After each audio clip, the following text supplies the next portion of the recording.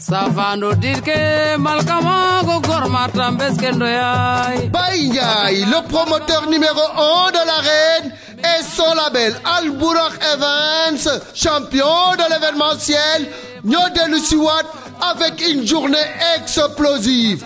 Le choc des espoirs de la lutte sénégalaise. Ñaar ñu nga xam ni tëkkale bi bari na coow li bari na combat jàng Ada Fass mooy jàkkaarloo ak Liss Ndiago le 19 juillet 2025 arène nationale. ginnaaw loolu Caatu Daouda Fall dina fa jàkkaarloo ak Moussa Ndoye.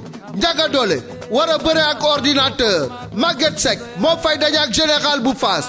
Mbacké Faye di fa jàkkaarloo ak Bouba bu Malika. Ndiaga Thiam mooy jëflante ak Youssou Ndour bu Lebu gi. Ñagas war a bëre ak Bébé Reug. John Wally war a bëre ak Fils de Faye. Usine Patar war a jàkkaarloo ak Ploum. Aline Sey numéro 2 war a bëre ak Mbar. ñu xam leen ni journée boobu yi tamit du nekk en direct ci benn télévision. Senaffiche.com ak Wido TV ñoo koy wone 5000 francs moom ngay jëndee code au Sénégal 11,99 € bu dee diaspora bi.